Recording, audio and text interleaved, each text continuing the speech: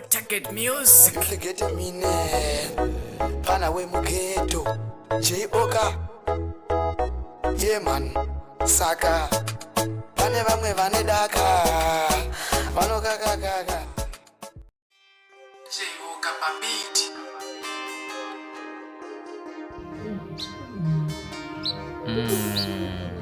Okay, right. Magadi hamadzadiwa. Nasine lezinyara kanyanya boys. Zvokuti tanga subscribe kuti tono kupa more information.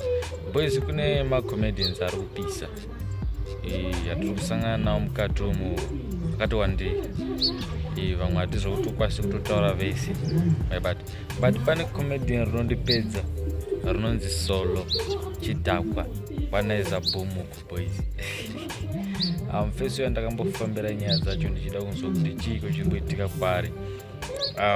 Easter is still a star.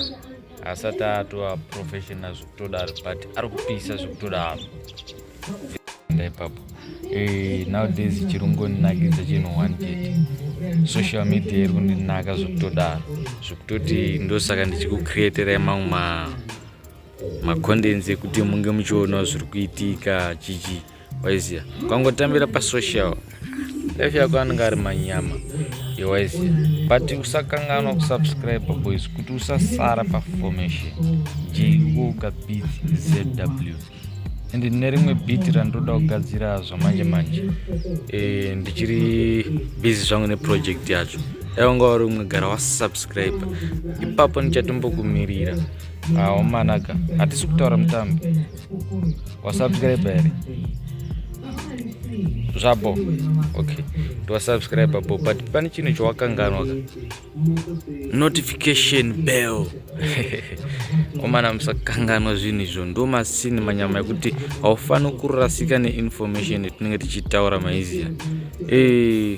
Ndine rimwe comedian randinaro.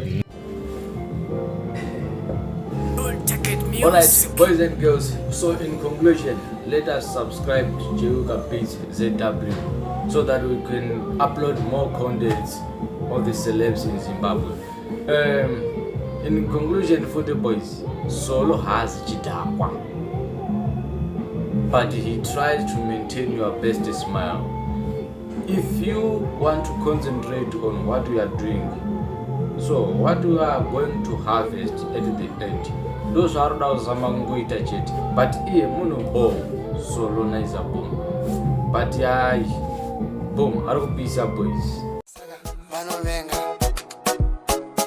vamwe pandakakuwara pane vaifunga kuti ndaparara manje Mwari wangu ini ndovatenda zviro Mwari ndovavonga vamwe pandakakuwara pane vaifunga kuti ndaparara